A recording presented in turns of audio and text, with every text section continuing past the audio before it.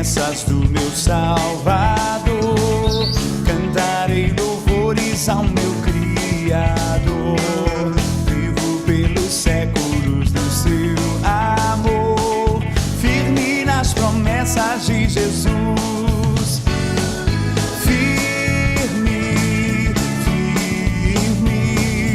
Firme nas promessas de Jesus, meu mestre.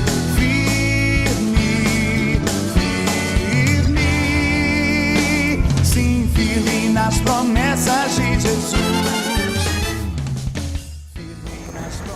Bem-vindos, meus amigos, meus irmãos em Jesus. Vocês estão assistindo esse programa que se chama O Testemunho da Fé. Gostamos de fazer este programa para a honra do nosso Senhor Jesus Cristo, quem já veio uma vez para salvar seu povo dos seus pecados, e Ele vai voltar a segunda vez para renovar os céus e a terra e reunir nós, a igreja, todos que estão esperando para Ele. Nesse programa vamos ouvir para músicas de Matheus Nascimento. Espero que vocês gostem dele, porque temos 3 músicas dele. Vamos ouvir para ele cantar Quer Vitória. Vai chorando, geme, chora, levanta a sua mãe. Levanta a mão, receba a bênção nesta hora. É só pedir, mas vai chorando, geme, chora. Eu quero vitória. E Jesus já fez vitória para nós, por isto somos mais do que vencedores, porque Jesus já ganhou tudo para nós. Também Jesus é bom, com certeza Ele é bom. Matheus Nascimento vai ajudar nós a lembrarmos isto. Jesus é bom, Ele entrou na minha vida e mudou meu coração. Oh, glória! E com a ajuda de André Varadão, Matheus Nascimento vai cantar O Sonho de José. Não desista jamais, faça como José, que esperou Deus agir e venceu através da fé. Mas com certeza o foco desse programa é a apresentação do Evangelho por meio da Bíblia. Por isto eu vou pregar uma mensagem baseada em 1 Coríntios. Última vez consideramos cooperadores de Deus, agora coabitantes de Deus. Eu quero que nós consideramos que somos coabitantes de Deus.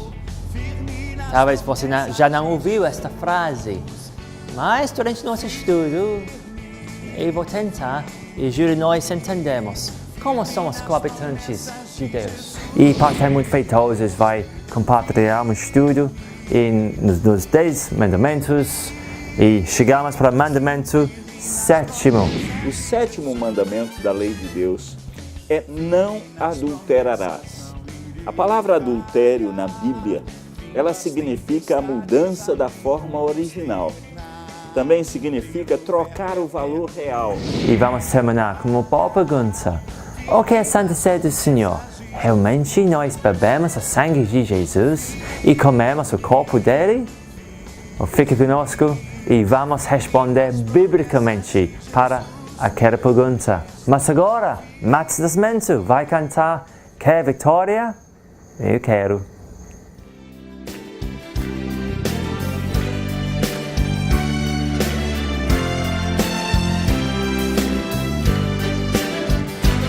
Vocês conhecem a letra? Irmãos amados, sei o quanto tem chorado, tantos problemas assolando as nações, enfermidade, desemprego, muita fome, gritos de guerra, desesperos, aflições. Mas ainda existe solução pro teu problema. Entregue a Cristo, Ele pode resolver. Receberás a tua bênção hoje mesmo, e no teu rosto um sorriso há de ter. É vitória, mas vai chorando, geme e chora. Quer vitória, vai chorando, geme e chora. Levanta a sua mão, hein? Levanta a mão, receba a bênção nesta hora. É só pedir, mas vai chorando, geme e chora.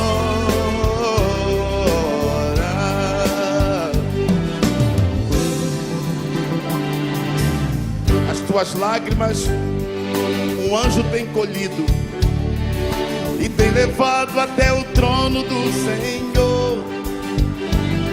Enquanto as lágrimas estão se derramando, Ele derrama sua graça, seu amor. Não tenha medo da tribulação da vida. Tribulação também passou nosso Jesus. Que sofrimento teve Cristo no Calvário, como chorou por todos nós na cruz. Oh, oh, oh. Quer vitória, vai chorando, geme e chora. Quer vitória, vai chorando, geme e chora. Levanta a mão, receba a bênção nesta hora. É só pedir, mas vai chorando, geme e chora.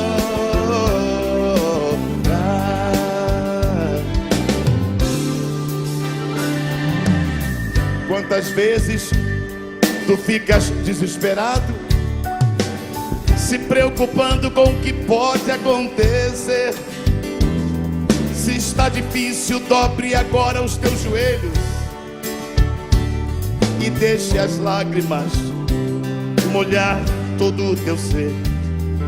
Então verás que quando choras, Deus responde e resolve tudo e te consola o coração.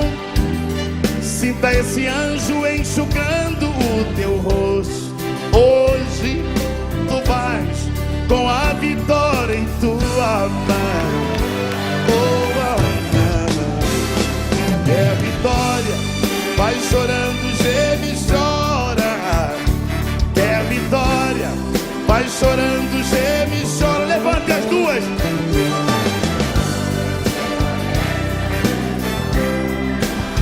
É só pedir, mas vai chorando. Você quer vitória, então você vai cantar o coro. Cante comigo. Quer vitória, vai chorando, geme e chora. E aí em cima. Vai chorando, geme e chora. Levanta a mão, receba a bênção nesta hora. É só pedir, mas vai chorando, geme e chora.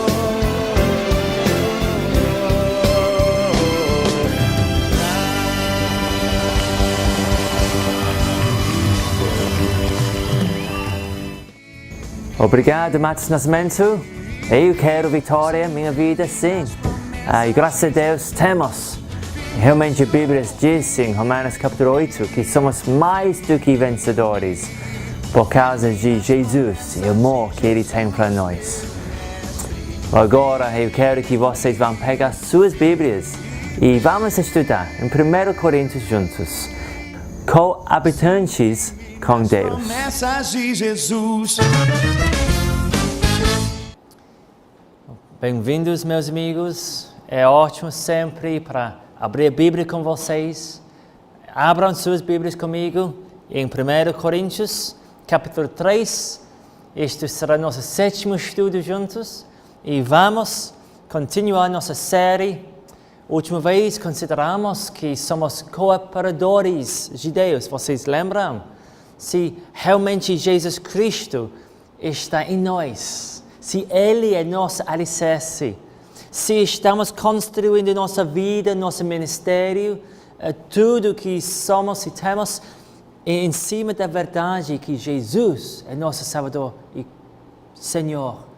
Se sim, aleluia, somos cooperadores de Deus, com Deus. E nada que vamos fazer será em vão. Tudo tem valor. Tudo vale. Oh, aleluia por isto.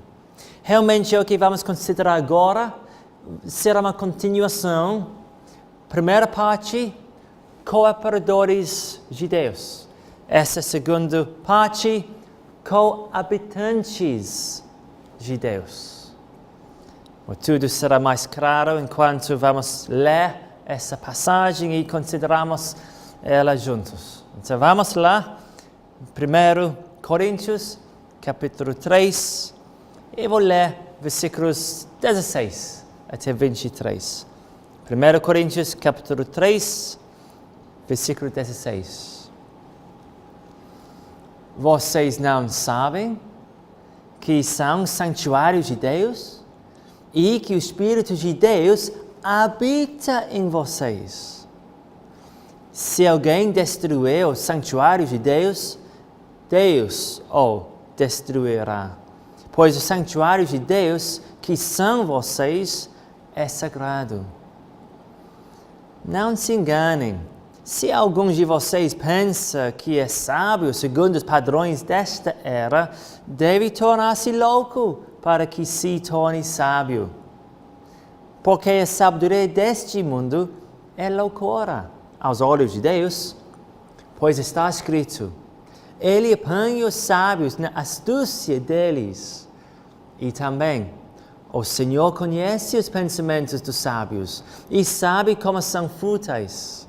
Portanto, ninguém se glorie em homens, porque todas as coisas são de vocês. Seja Paulo, seja Apolo, seja Pedro, seja o mundo, a vida, a morte, o presente, o futuro, tudo é de vocês. E vocês são de Cristo, e Cristo de Deus. Que versículos profundos que vamos considerar hoje, agora, juntos. Vocês lembram, a última vez, consideramos que Paulo estava falando de uma maneira um pouco pesada contra aqueles coríntios, dizendo: olha, alguns de vocês são como cristãos carnais. Vocês falam que são cristãos, mas realmente estão agindo como se vocês ainda pertenceram ao mundo. Mas isso não deve ser o caso. E por causa disso, algumas pessoas inventaram uma heresia, que existem 3 categorias de pessoas. Pessoas do mundo, cristãos carnais e cristãos espirituais, maduros. Mas isto não é o que a Bíblia ensina. Existem 2 tipos de pessoas: cristãos e descrentes. Pessoas que pertencem a Deus, que seguem Jesus, e as pessoas que pertencem ao mundo e seguem as coisas do mundo.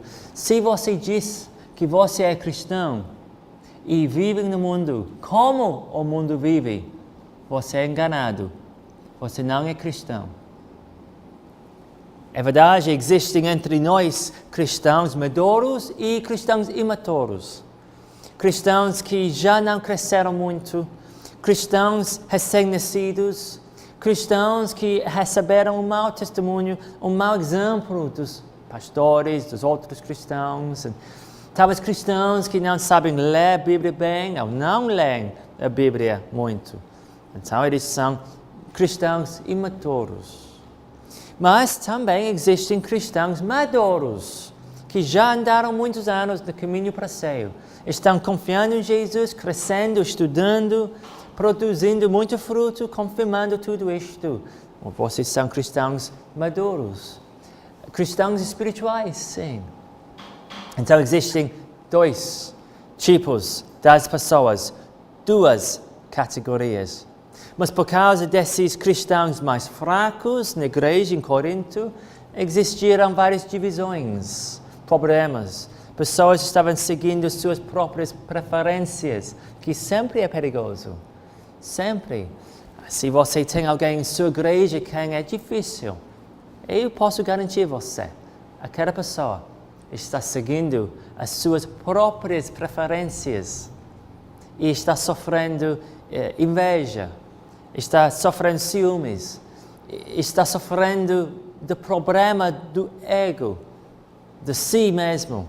E por isto está brigando contra outros membros da igreja, contra a liderança, causando problemas desnecessariamente em sua igreja. Já consideramos isto e Paulo já ajudou nós para corrigir esse problema.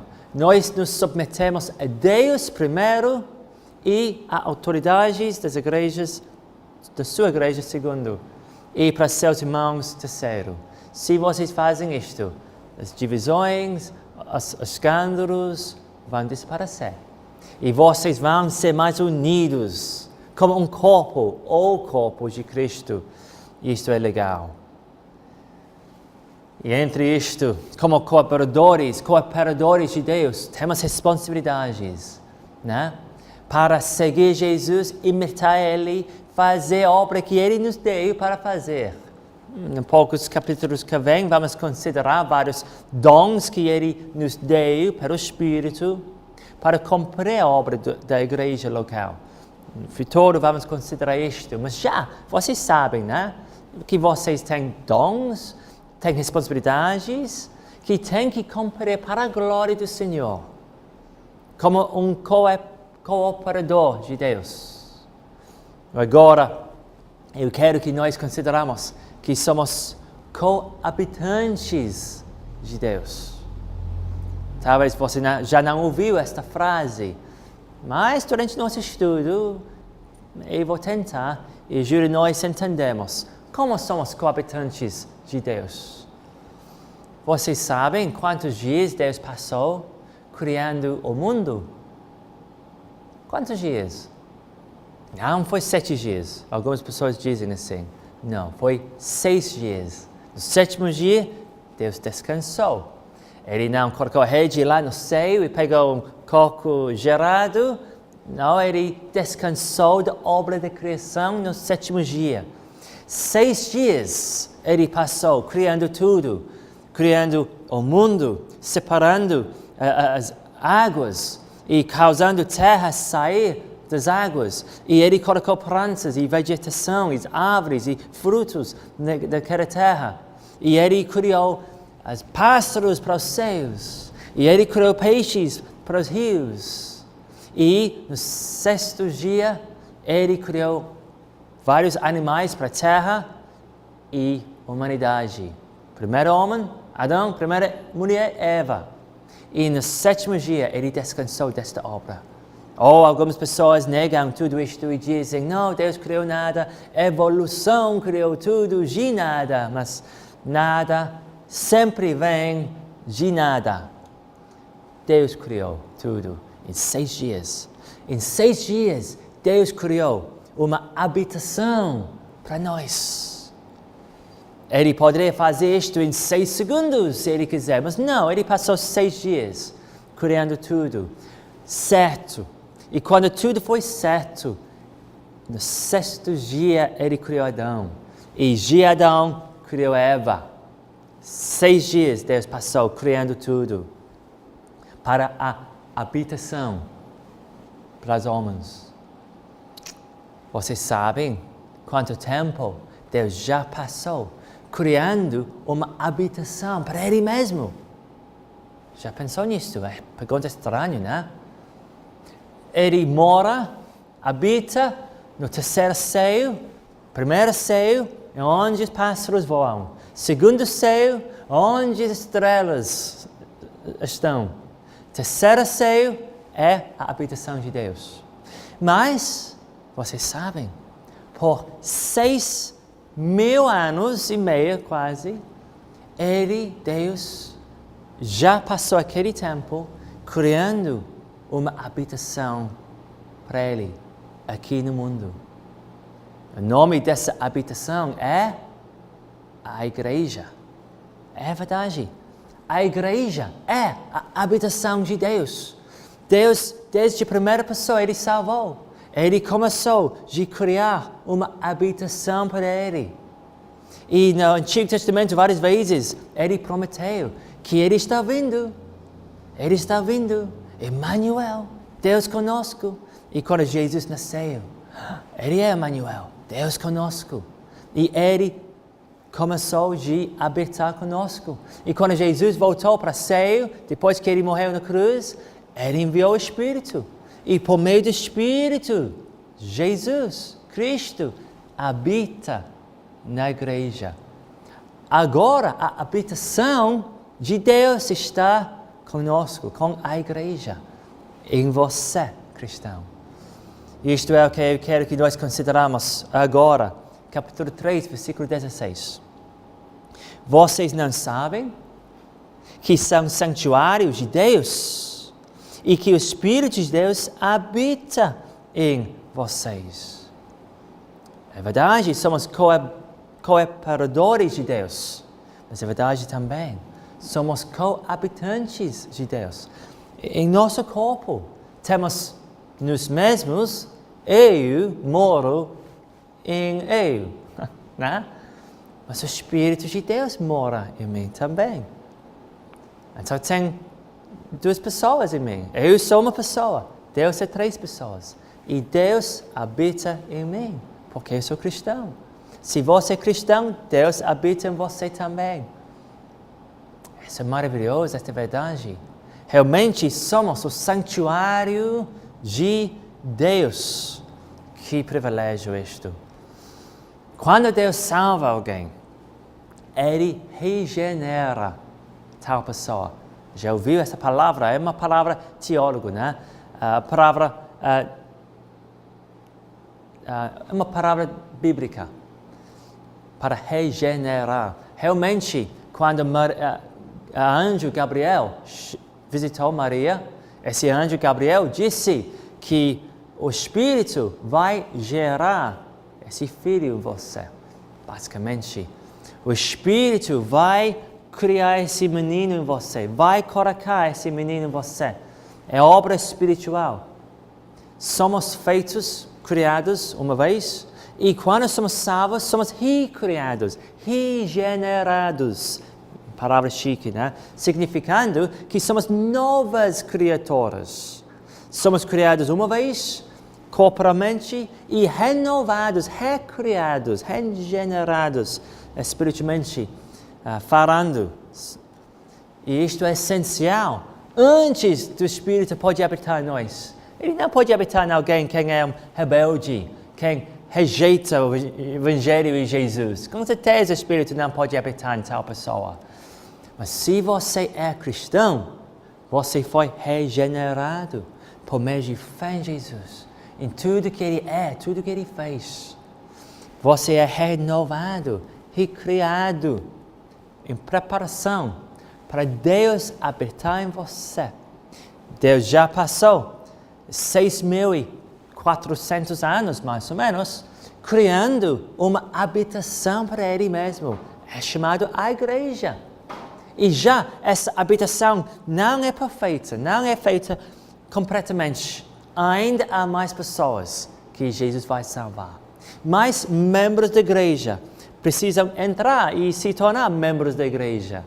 Alguns talvez já não nasceram, talvez não, mas vão. E depois de um pouco tempo vão se tornar cristãos por meio da pregação da palavra, por meio da obra do Espírito, vão ser salvos e Deus vai começar a habitar neles. Isto é a obra do Espírito, para revelar isto para nós, para fazer e revelar e aplicar isto. Olha comigo em João 16. Lá Jesus estava preparando os apóstolos. Jesus foi pronto para morrer. E depois desse texto, ele será crucificado. João 16, ele estava mais preocupado nos discípulos do que nele mesmo. E ele disse o seguinte sobre a obra do Espírito Santo. Capítulo 16 de João, e versículo 13. Quando o Espírito da verdade vier, Ele os guiará a toda a verdade. Não falará de si mesmo, falará apenas o que ouvir, e lhes anunciará o que está por vir. Ele me glorificará, porque receberá do que é meu e eu tornará conhecido a vocês. Isto é a obra do Espírito. A obra do Espírito é para revelar Jesus Cristo. Algumas igrejas, talvez sua igreja, não sei, têm uma obsessão sobre o Espírito Santo. E realmente eles concentram mais na glorificação, no louvor do Espírito. Mas isso não é certo. O Espírito veio para glorificar e exaltar Jesus Cristo. O Espírito veio para revelar Cristo da Bíblia ao seu coração. Isso é a obra do Espírito. E quando você enfocaliza na glória de Jesus e se submete a Ele e procura Ele na Bíblia e tem desejo para obedecer Ele, seguir Ele, quando você está fazendo isto, você está glorificando o Espírito e você está glorificando o Pai. Mas temos que ter cuidado, não ficar distraídos demais, apenas buscando esses dons do Espírito, a presença dEle, milagres e curas e evidências da presença dEle. Porque é fácil esquecer Jesus. É fácil ficar obsessado com essas coisas e realmente esquecer o ponto por qual o Espírito veio, que é para exaltar Jesus, para glorificar Ele, como Jesus diz em João capítulo 3. Então somos o santuário de Deus. E realmente cada palavra usada no nosso texto está referindo não para o templo que foi lá em Jerusalém inteiro, mas está referindo para a parte dentro do templo, o lugar santíssimo, o lugar dentro do templo, onde o sumo sacerdote entrava uma vez por ano com o sangue do propiciação, para oferecer esse sangue diante do altar de Deus. Ele representava o povo de Deus, esse sumo sacerdote. E ele estava lá presente para buscar o perdão de Deus para o povo de Deus. E aqui, Deus está dizendo, você, cristão, é o santuário de Deus. E o Espírito habita em você. Que você não precisa apenas entrar ao templo do Senhor uma vez por ano para buscar perdão mais uma vez e oferecer um sacrifício esperando que Deus vai aceitar você. Não, você é o santuário de Deus. Você não vai para o templo, Deus vai para você e habitar em você e passar a eternidade com você. Você, por meio de fé em Jesus, é unido com Deus pelo Espírito. Por causa da obra de Jesus, pelo poder do Espírito, você é unido com Deus Pai agora e para sempre. Agora, você é o santuário, o lugar santíssimo onde Deus habita. E Deus está salvando pessoas, chamando pessoas a entrar à igreja verdadeira. E juntos, quando a última pessoa é salva, Jesus vai voltar para habitar nessa igreja, nesse povo, e comunhar conosco para sempre. E numa maneira mais intensifica do que já experimentamos. Eu estou animado sobre isto. Mas temos que ter cuidado, que realmente somos dedicados a Ele, vivendo vidas em submissão. É fácil ir para o lugar para louvar, ler a Bíblia um pouquinho, orar um pouquinho, e realmente não viva uma vida em submissão. E não vive uma vida em submissão. Se você não está vivendo tal vida, é porque você não é salvo. Você não é salvo. Temos que nos submetermos totalmente, 100%, até nosso intelecto também. Eu gosto de um comentarista da Bíblia chamado Mateus Henrique, Matthew Henry. E ele escreveu um comentário na Bíblia inteira, que dedicação, né? Que tarefa. E ele disse o seguinte, presta atenção. A pessoa orgulhosa, presunçosa, por causa da sua própria sabedoria e entendimento, vai até tentar e corrigir a sabedoria divina. Não há comparação entre a sabedoria de Deus e a nossa sabedoria. Nem entre o poder de Deus e nosso poder. Não há comparação entre o ser de Deus e o nosso ser. O infinito é incomparável com o finito. Entende tudo? Espero que sim. Mas entenda isto. O infinito é Deus. Somos finitos. Ele não tem limitações nenhumas. Temos muitas limitações. Nossa sabedoria é limitada. Nossa força é limitada. Nossas experiências são limitadas. Deus não tem uma limitação. Ele é infinito. Ele é perfeito. Todos os atributos, as características dele são perfeitos, infinitos. Não tem limite para o amor. Não tem limite para a ira. Não tem limite para a justiça dele. Ele é perfeito. Ele é o infinito. Somos finitos. E esse Mateus Henrique está dizendo, não há uma comparação entre Deus e nós. Então, irmão, submeta-se até seu intelecto a Deus. Se Deus disse que Ele criou tudo em 6 dias, aceita isto. Se Deus disse que existe um caminho para o céu, por meio de fé em Jesus Cristo, Filho dele, quem tem 2 naturezas, divina e humana, se Deus houver isto na Bíblia, aceita isto. Submete-se até seu intelecto a Deus. Não confie nas palavras dos homens mais do que nas palavras de Deus. Deus é infinito, perfeito, sabe tudo. Homens, não. Temos que nos submetermos a Deus. E deixa, cristão, Deus habitar em você. Que privilégio! Que privilégio!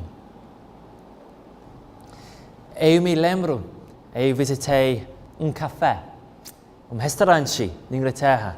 E esse café foi perto da beira do mar na Inglaterra. Só foi um lugar normal, não super especial. E eu senti lá com minha esposa, minha mãe, meu pai, e estávamos conversando. E a dona daquele restaurante veio para nós e disse, olha, última semana, um visitante bem importante entrou aqui.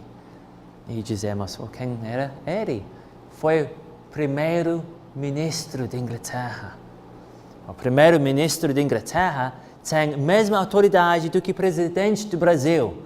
Então, imagine, o presidente do Brasil entrou em sua casa, sua igreja, onde você trabalha. Então essa mulher ficou bem animada. É verdade, ele entrou aqui e ele olhou assim. E depois ele olhou assim e ele me mostrou todas as expressões do rosto dele, com muitos detalhes. E ele me mostrou que ele comprou, e quanto dinheiro ele me deu, e quanto troco eu dei para ele. E ele nos deu muitos detalhes. E ele ficou por 32 minutos. E depois disto ele foi embora. Eu nunca vou esquecer isto. Eu quase esqueci um pouco de detalhes que ele disse, mas ele não vai esquecer. Foi um visitante importante. Mas se você é cristão, um visitante muito mais importante visitou você e está com você agora e para sempre. O nome dele é Jesus Cristo. E ele habita em você pelo Espírito dele. E vai ficar com você agora e para sempre. E você não precisa ir neste mundo sozinho e triste. Ele vai estar com você. Você é um co-habitante de Deus. Por isto, Paulo disse em conclusão, versículo 21, ninguém se glorie em homens, porque todas as coisas são de vocês.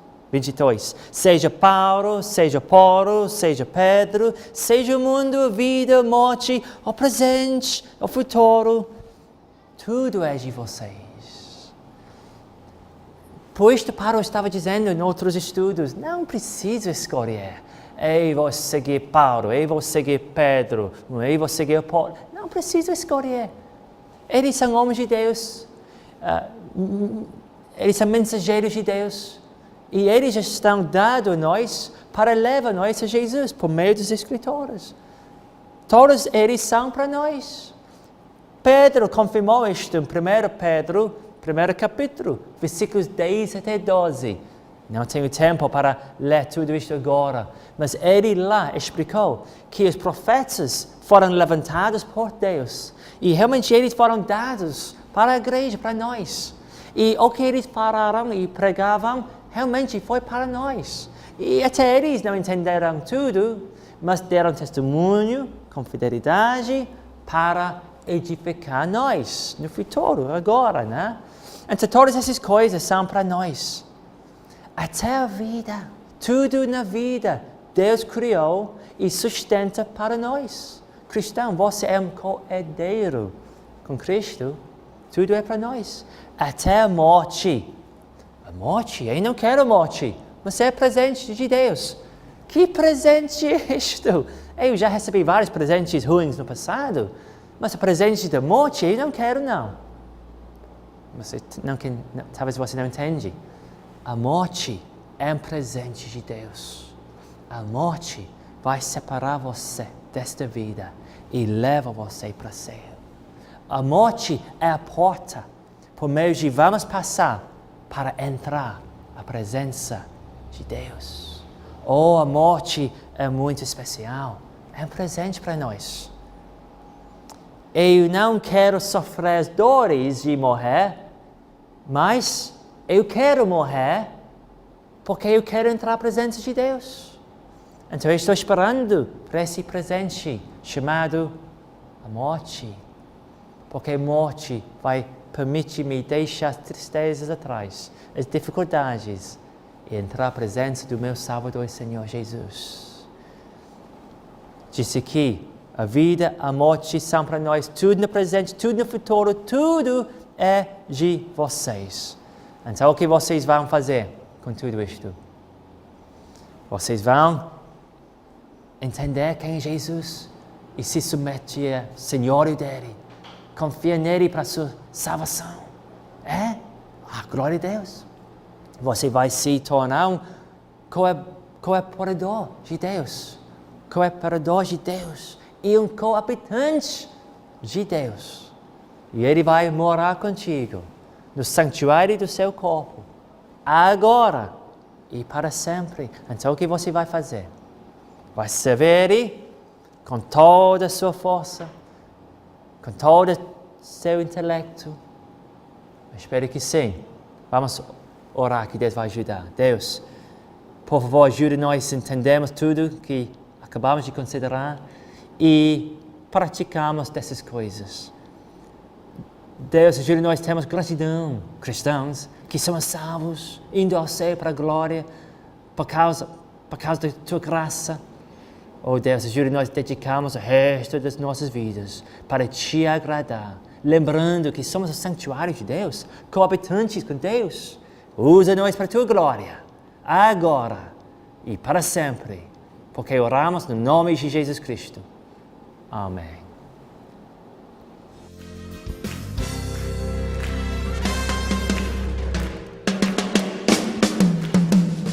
Oh, glória!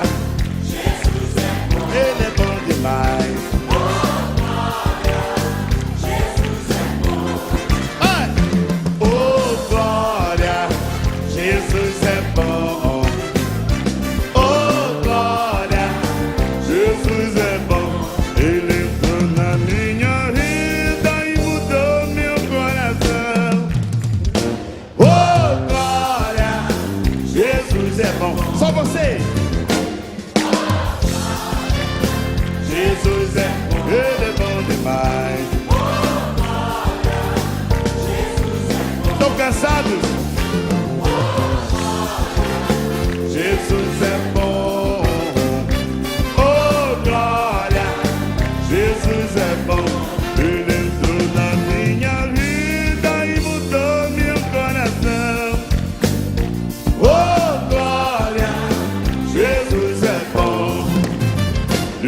Jesus é fogo e é um Deus consolador, nos garante a vitória, Ele é o nosso Salvador. Quem tem Jesus nunca perde a direção. Oh, glória, Jesus é bom. Só você. Oh, glória, Jesus, Ele é bom demais.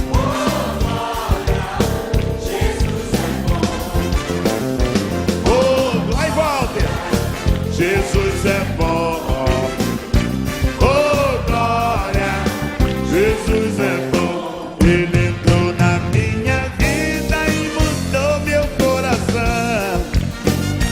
Oh glória, Jesus é bom da minha vida e mudou meu coração. Ele mudou na minha vida e mudou meu coração.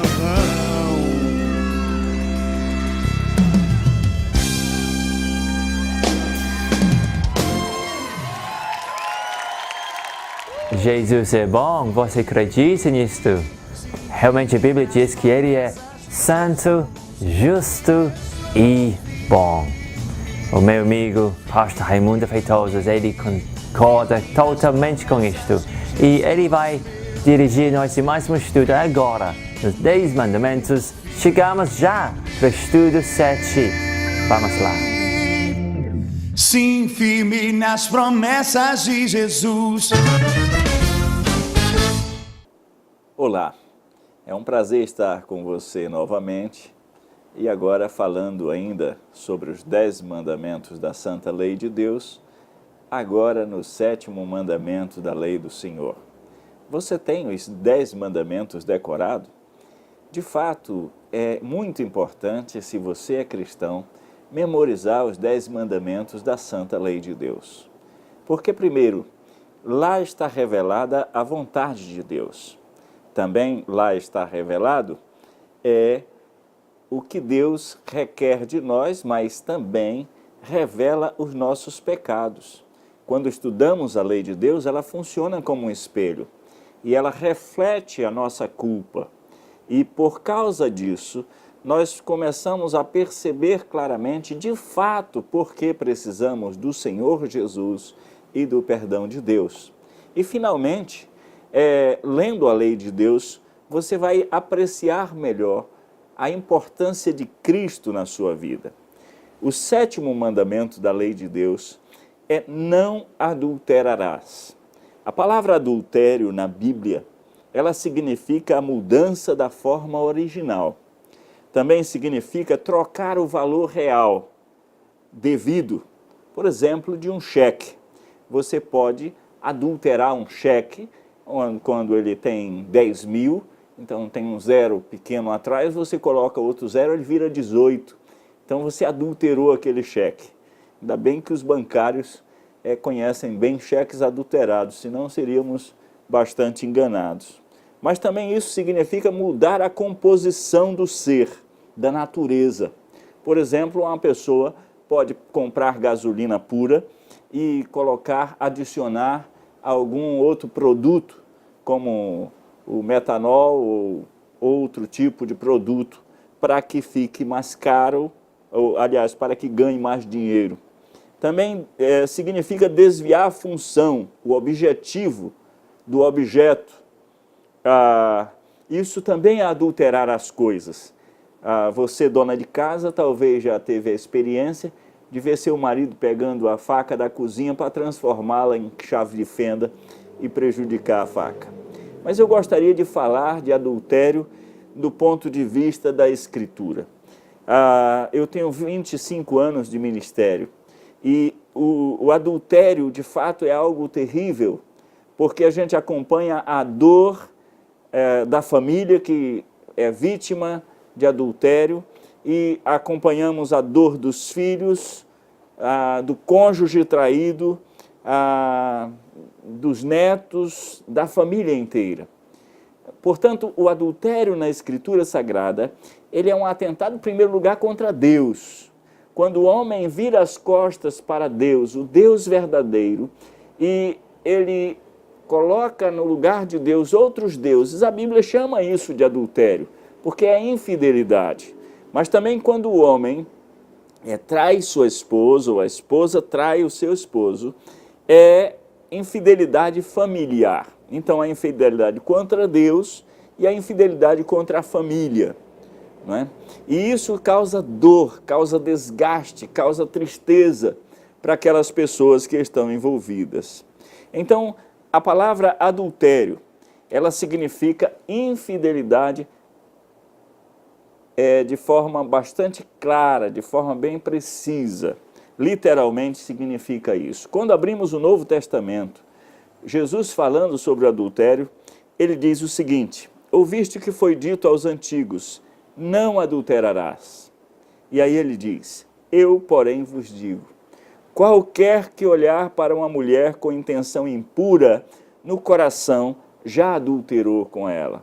Intenção impura é uma intenção promíscua, uma intenção que envolve sentimentos que trai a pessoa com quem você vive e que deseja possuir a outra pessoa para quem você está olhando.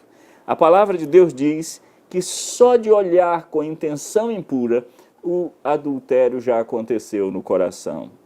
A palavra de Deus vai dizer, se o teu olho direito te faz tropeçar, arranca-o e lança-o de ti, pois te convém que se perca um dos teus olhos, ou dos teus membros, e não seja todo o teu corpo lançado no inferno. E ele diz, e se tua mão direita te faz tropeçar, corta e lança de ti, pois te convém que se perca um dos teus membros e não vá todo o teu corpo para o inferno. E então a Bíblia diz, também foi dito, aquele que repudiar sua mulher, dê-lhe carta de divórcio. E aí ele diz, eu, porém, vos digo, qualquer que repudiar sua mulher, exceto em caso de relações sexuais ilícitas, a expõe a tornar-se adúltera, e aquele que casar com a repudiada, comete adultério. Veja bem, o adultério começa no coração. E o repúdio também começa no coração. A pessoa repudiou lá, ainda vivendo junto, ainda estando junto, já não tem o mesmo sentimento que tinha antes, de amor, de apreciação, de respeito, de compromisso, até que a morte os separe. Assim, exatamente, nós apontamos para duas coisas. A infidelidade para com Deus. O adultério é a insatisfação da pessoa em relação a Deus, pensando que Deus não é aquilo que ele espera que Deus seja.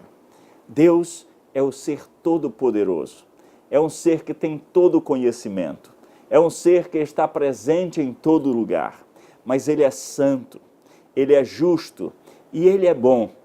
Ele é bendito eternamente. Mas você não está satisfeito com um Deus assim. Você quer um Deus mais liberal. Então você constrói um ídolo. Você imagina um Deus nos moldes das suas paixões, dos seus caprichos, dos seus desejos humanos.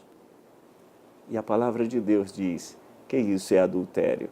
A Bíblia diz, infiéis. Não compreendeis que a amizade do mundo é inimiga de Deus? Diz lá em Tiago. A palavra de Deus diz que o homem trai a Deus com as coisas do mundo. Ou seja, o homem trai o seu Criador com a própria criatura. E assim também nós podemos pensar no adultério em relação à família. A palavra de Deus diz, no coração já adulterou com ela. Deus te deu uma esposa, Deus te deu um marido, Deus te deu esse presente. E o adultério significa ingratidão. Eu não estou satisfeito com o que Deus me deu. E você está tentando ser feliz da forma diferente que Deus ordenou. Meu querido telespectador, preste bem atenção no que eu vou lhe dizer. A palavra de Deus tem uma forma. A palavra de Deus tem um modelo de vida. Deus não te criou para você fazer o que você bem entende. Deus não nos criou autônomos, mas Deus nos criou teônomos, debaixo da sua lei. E quando o homem quebra a lei de Deus, ele não atenta somente contra a sua alma. A palavra de Deus diz aqui que é melhor que se perca um dos teus olhos do que ser tu lançado no inferno. Quando você adultera, você peca contra a sua alma. A palavra de Deus diz: digno de honra entre todos seja um matrimônio, bem como o leito sem mácula, porque Deus julgará os impuros e adúlteros. Mas também o adultério é um atentado contra os seus filhos, contra a sua família, contra o seu sogro, a sua sogra, o seu pai, a sua mãe. O adúltero, ele está prejudicando a pessoa com quem ele adultera. Porque se ele é capaz de trair aquela com quem ele estava no altar e prometeu fidelidade até que a morte o separe, se ele quebrou a fidelidade ao seu próprio Criador, ele se torna uma pessoa completamente que não pode ser confiável. A palavra de Deus diz que há arrependimento, que há transformação, que há um conserto na cruz do Calvário. E aí Deus perdoa. A única cura para o adultério é o perdão de Deus e depois o perdão na família. Você precisa pensar que o adultério é uma grande desgraça para a sua família, para a sua alma, para a sua vida. O adultério é contra a lei de Deus. E a Bíblia diz que a quebra da lei de Deus é o pecado e o salário do pecado é a morte. Fuja do adultério. Que Deus lhe abençoe.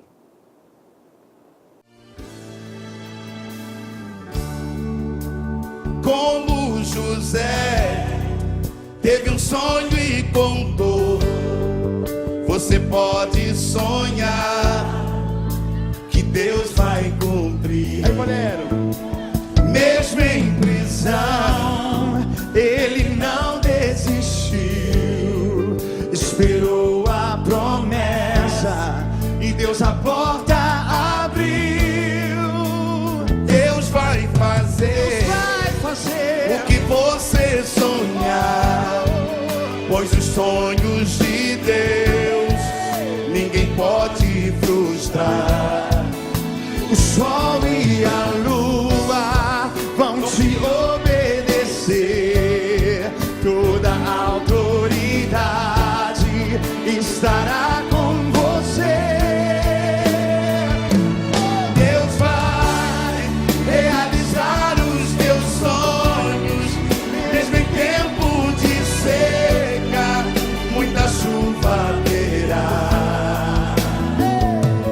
Você agora está no deserto, mas eu sei que está perto da tua bênção chegar. A vontade de Deus ninguém pode frustrar. Nossos sonhos vai realizar. Não desista jamais, faça como José, que esperou Deus agir e venceu através da fé. Através da fé. André Valadão. Através da fé eu posso. Deus vai, quero ouvir. Deus vai realizar os teus sonhos, mesmo em tempo de seca, muita chuva terá. Diga aí, você agora está no deserto. Você agora está no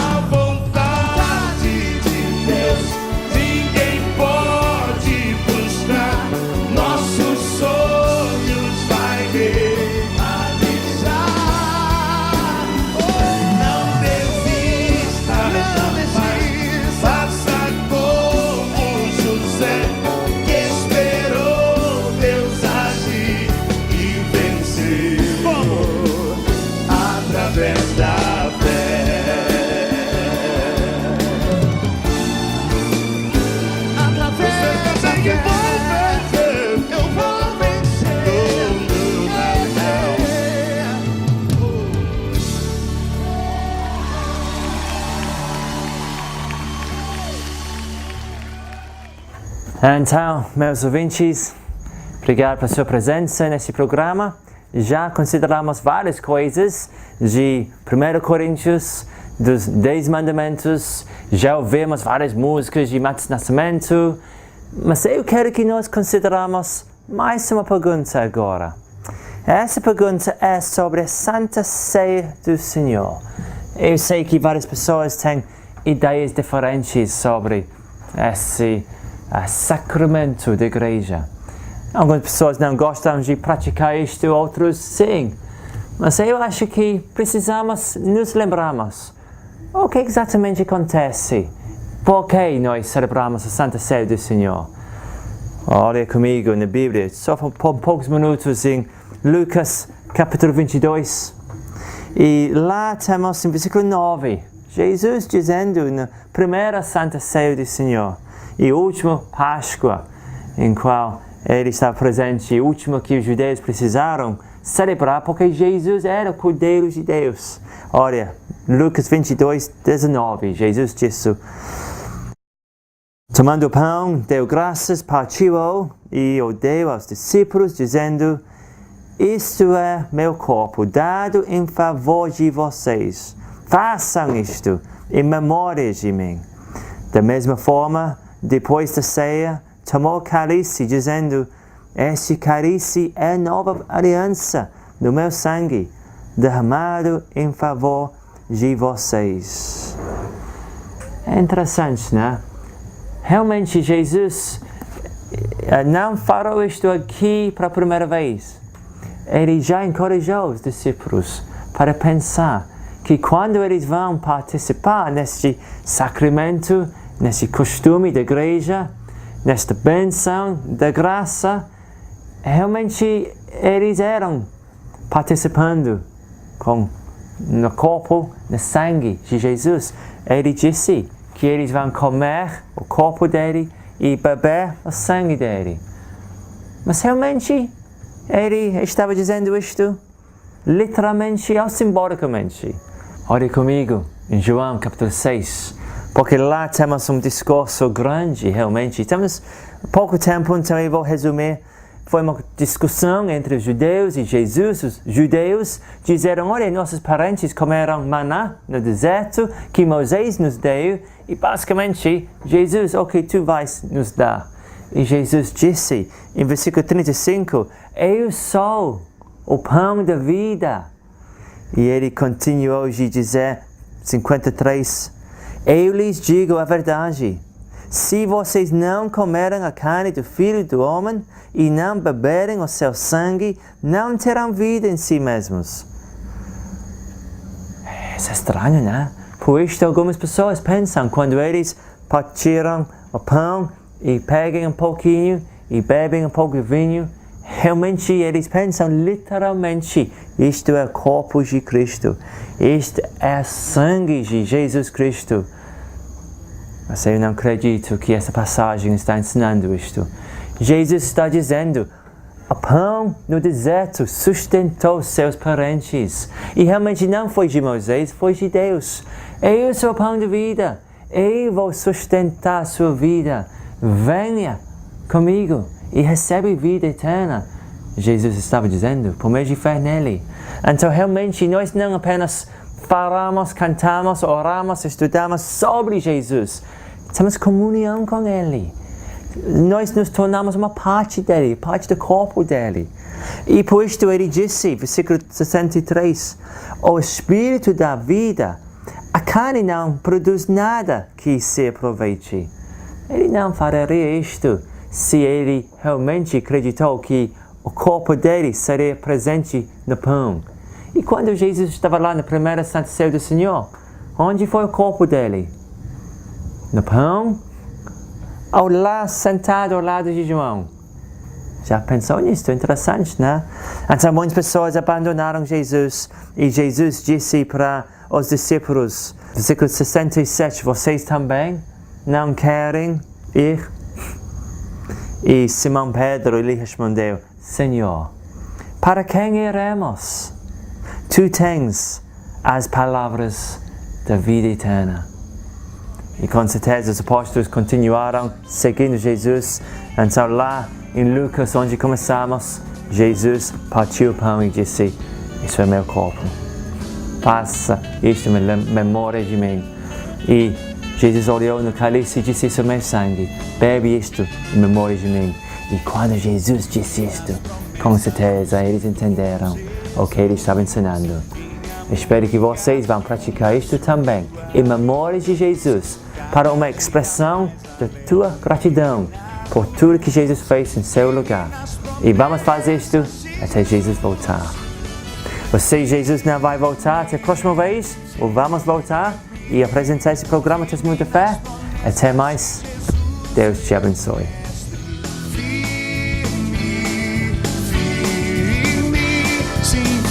Nas promessas de Jesus, firme estou,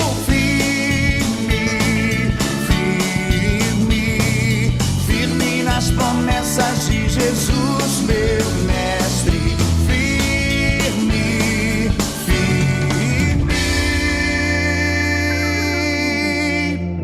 Sim, firme nas promessas de Jesus.